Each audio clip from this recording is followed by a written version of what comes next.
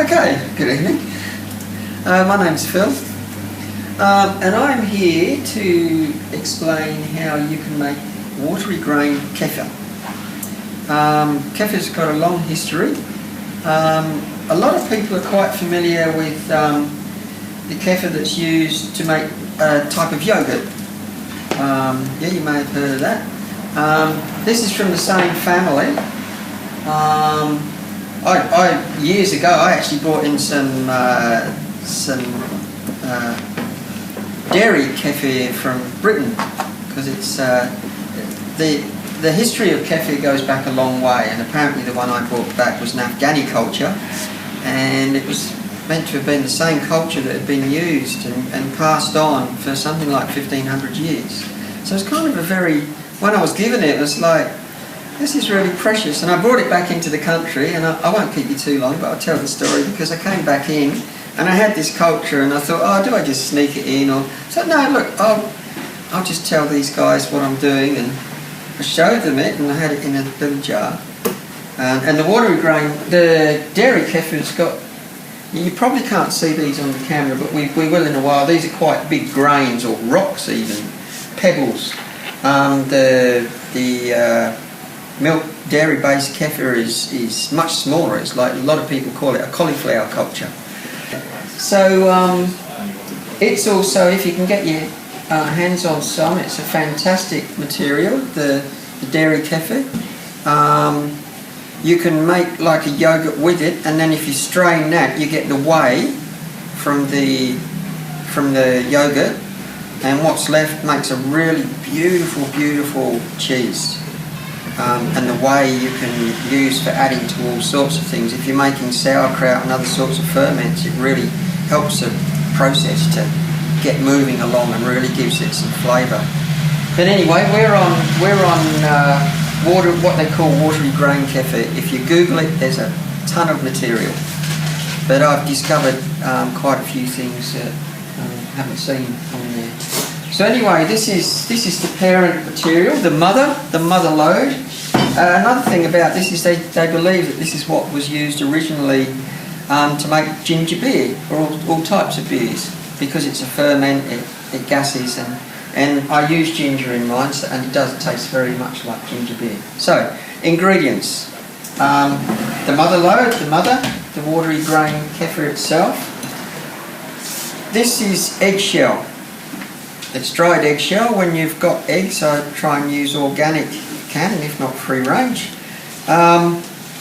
When you use your eggs and you crack them, you got your half. You know they've got a skin inside. It's really easy just to peel that out. Well, I say it's really easy. It's not always easy, but usually it's easy just to peel that membrane out from the shell.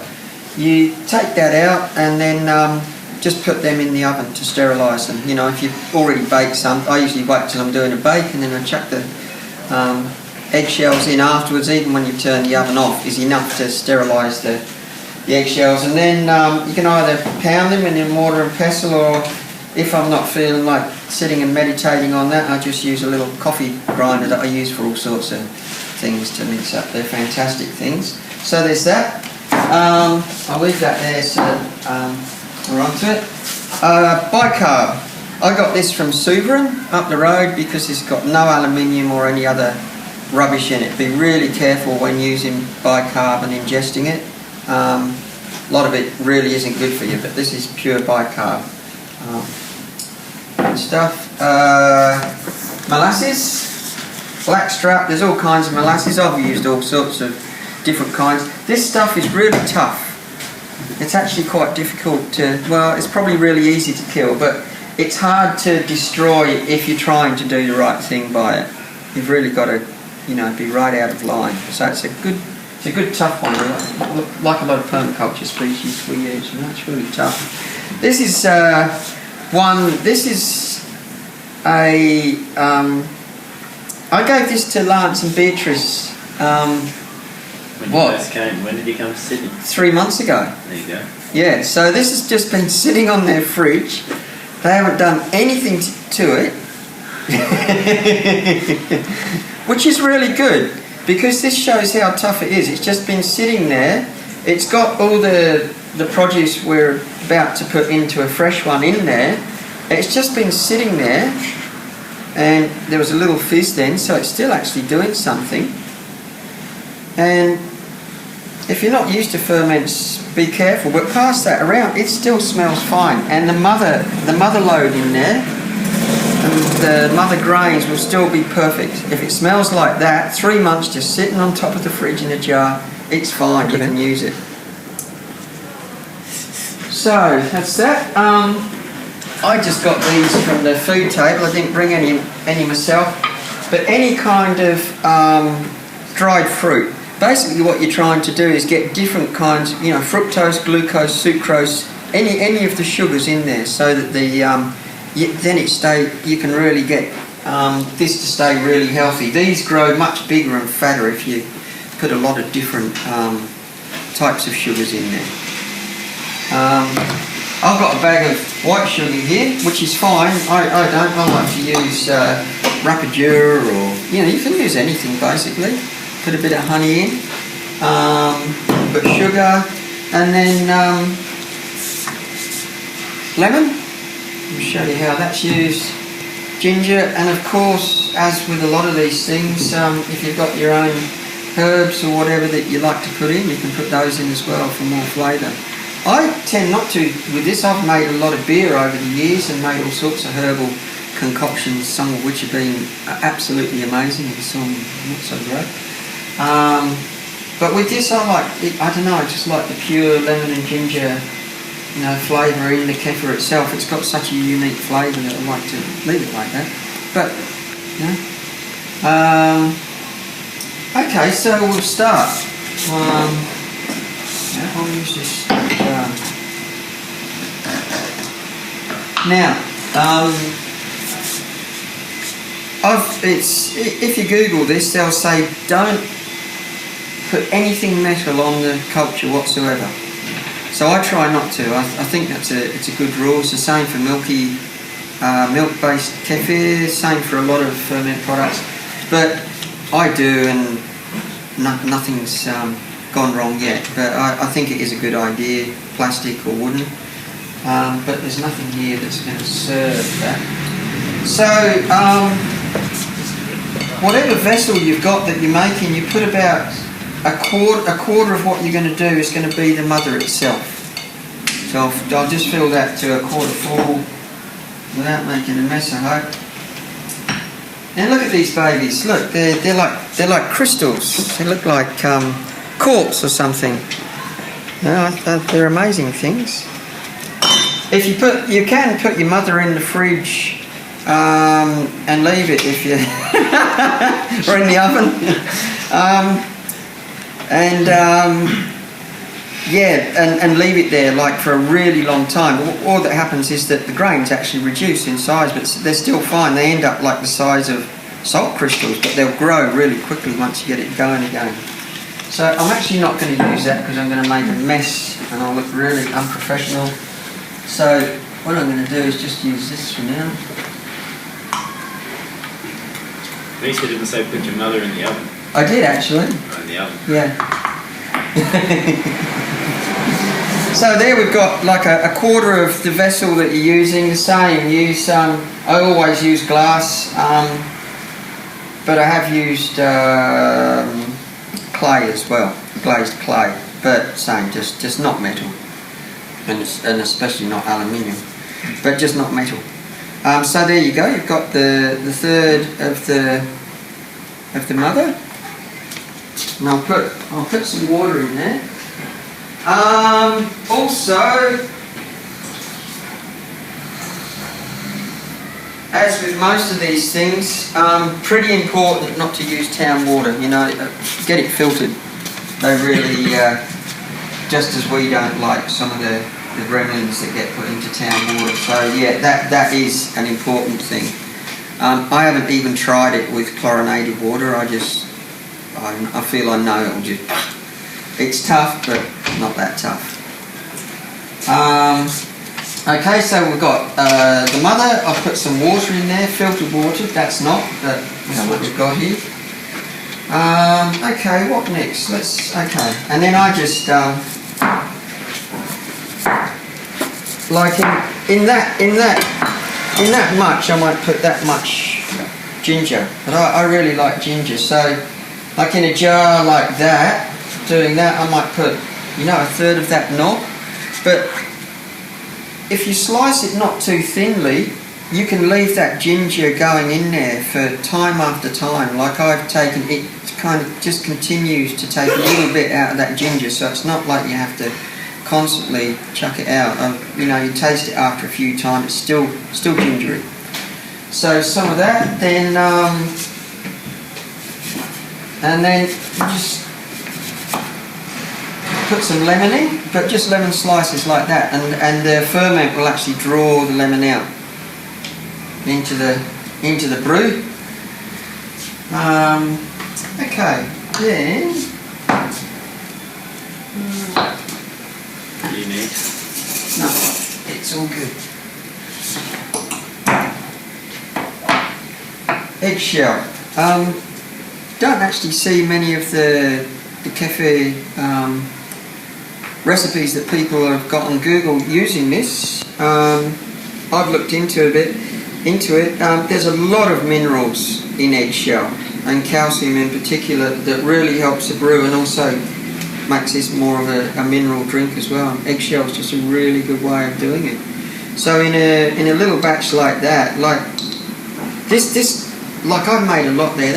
I make heaps of this stuff, and that'll last for ages. So in a cup like that, you know, just a pinch. So just in it goes.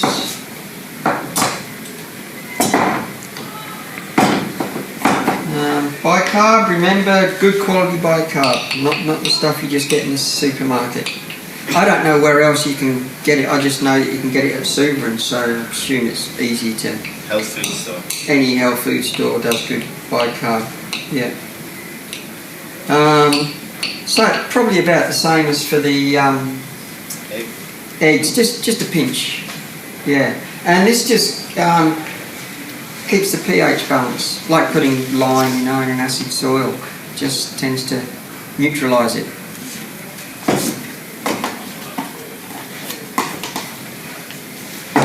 Alright, molasses. I can't remember why you put molasses in. Gives it a good colour. Often, well, the sugar, yeah, but it's it's the other part of the sugar. Probably what it's doing is making that real sugar. Often what I do is mix up anything that I've got of this nature, sugars, glucose, whatever, mix them up in a container, put some hot water in so, you know, it's already melted down, and so these babies start to produce much quicker. So it may seem that I'm not giving, like, really, this is how much you use. You don't need to, you know. It's really good to experiment with this stuff and get your own flavour. You're not gonna kill it. If you put too much in, all it will do is keep on growing more crystals. But and it will stay sweeter longer. That's all. So in something like that, I might put. I've got to go a little bit easy with the molasses, but I don't know if you can see that on film, but that's probably, you know, about a third of a teaspoon in a cup like that. Maybe a bit less. And what I'll do is I'll quickly I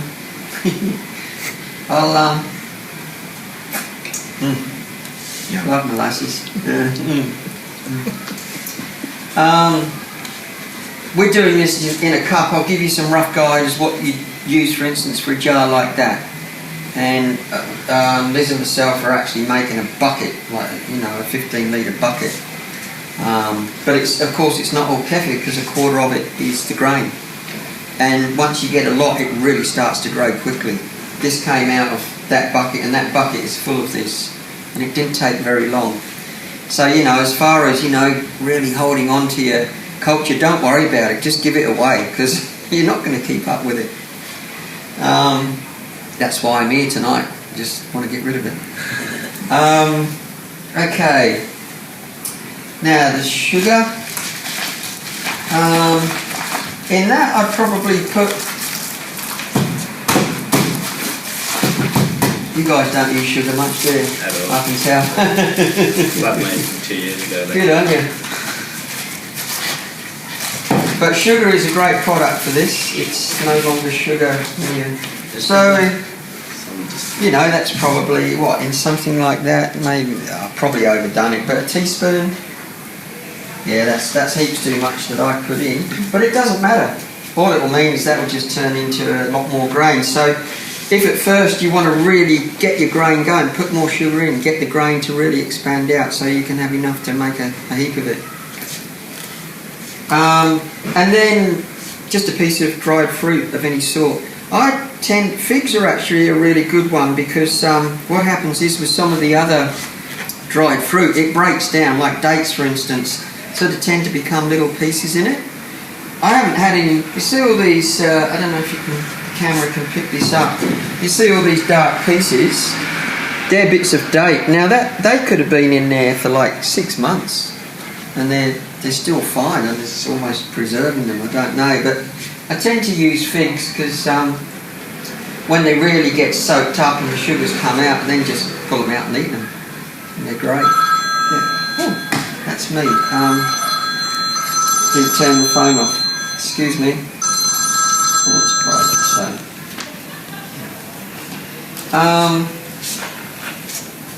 Okay, yeah, just and like in a container like that, you know, just a slice off a fig. In a container like that, I'd probably put a whole fig. But it really is, you know, this is something to play with. It's not exacting science at all. This just needs to feed. What'll happen is you'll see, okay, we do all that, and then I put a lid on top, but not tight. It's still an aerobic affair.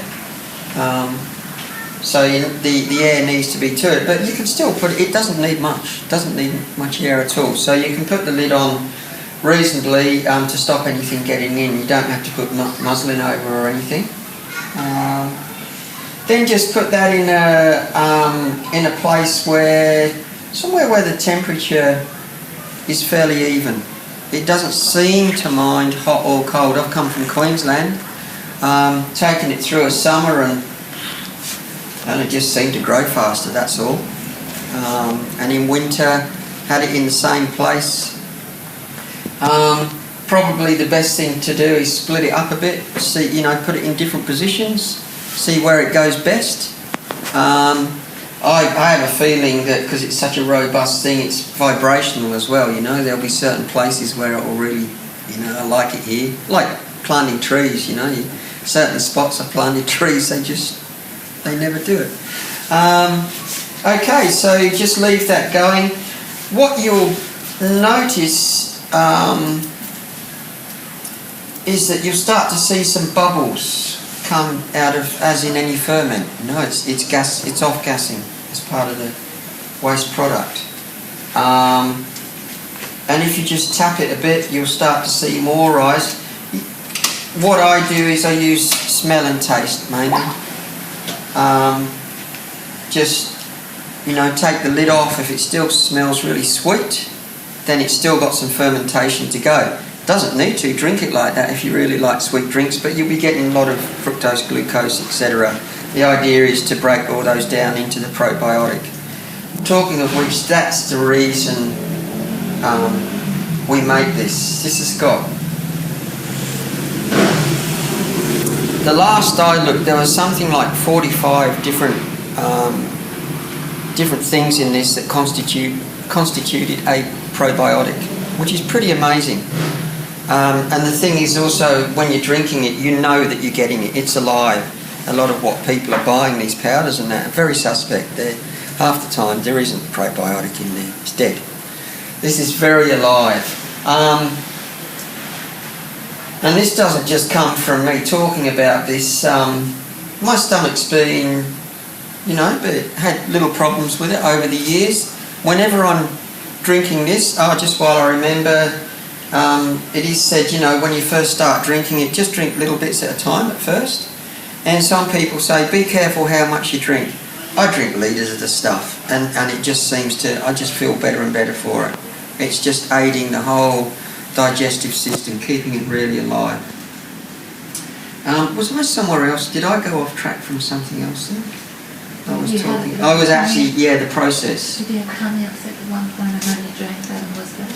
Yeah, and if you keep on drinking it, I mean, I just find, I don't know, just, my stomach, I just feel really easy in the stomach. It just feels relaxed. It's like everything's really getting a lot of assistance.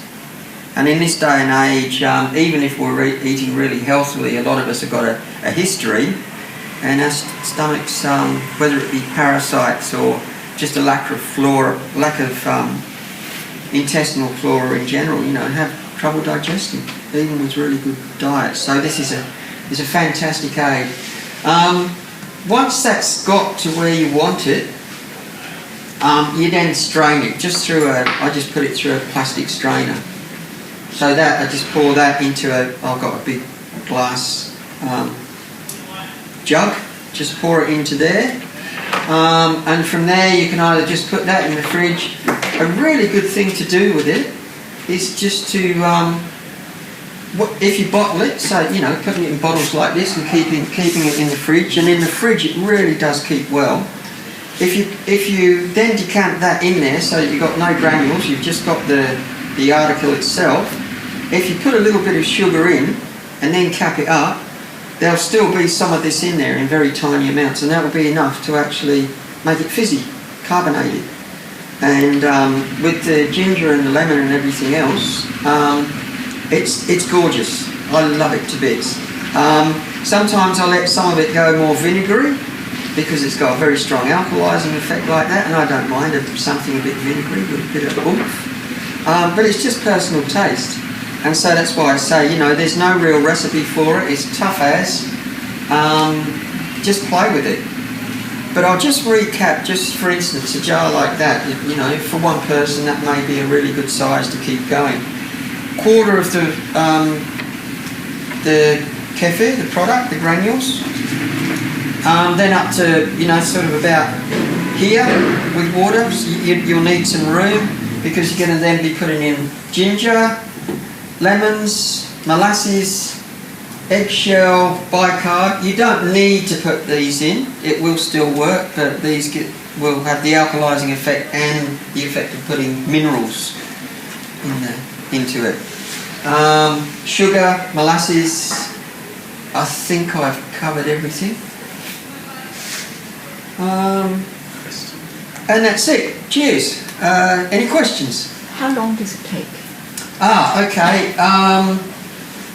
Depending on the time of year, anything from 3 to 4 days to a week or longer. If you put it on the fridge, at the back of the fridge where a bit of heat comes up, it's a constant temperature in winter. That'll keep it bubbling along a bit. If you're really serious, put an electric blanket around it. That's what I used to do with my beer. Cool. Yep. Any more questions? Oh, and by the way, this is here to give away. We haven't got any jars, but we've got these cups here, and it's really, we can just put some in the cup. It doesn't need any liquid in, just strain it, just carry it home. And there's plenty here, so we can be quite generous. Yeah. So what you end up drinking a liquid, do you? It doesn't look like what you drink. No, this is all granule and there's just liquid in it. Yeah. But you strain it out, and then the granules are left. You just pop them back in your jar, start all over again. And once you've got so much, it will start to really develop. Like your jar will fill up with crystals, and you won't have that much liquid. It really does go for it. Yeah.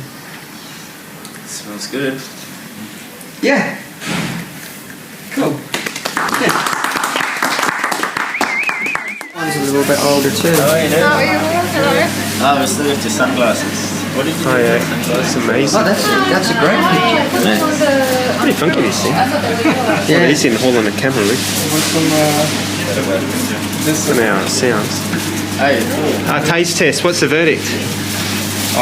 Taste. Yeah, well yeah, go for it. It's safe. Probably quite vinegary though. But the taste is hardly any taste at all to this one. Yeah. That one's had some water put in as well, so just to keep it. Spin it out. Thanks, Luke. Spin it. I didn't want to because you can't touch metal. Yeah, something I've never done. Yeah. Oh. Yeah, and you shouldn't really use metal to do anything, but I've done it. It's something I've never done, and I've just done now, is eating the crystals themselves. Is that enough for a start? Want to give it a taste test, Costa? Do you have any like Yeah, it's good. It's good. It's like it's vinegary, but it's a bit sweet. Yeah. Plain. It's Yeah, plain. and like the thing is, all ends of the spectrum. I like it. You just I'm gonna pour take it out home and when, brew when it it's up. your taste. You know, some people really like. So the order, is this the correct order? We do a little bit of eggshell first. In To What do you make start with? Point, just point them in order. wait, you start with the mother. it. Start with the mother. Yep. Yep. Next. Then water. Then you add a bit of water. That Yeah. comes out the tap. And then really, it doesn't matter. Eggshell, it actually doesn't matter. Then you go with the eggshell, the crushed sterilised eggshell. Yep. Then after the crushed sterilised eggshell, you add a little bit of the bicarb. The good quality bicarb. Good quality aluminium-free bicarb. Stressed good quality. Then you can add a tiny bit of the molasses. Yeah, so in a jar like that, you probably use half a teaspoon of that. And you add a slice of lemon, Or probably a couple into... a couple of slices of lemon, slice of ginger,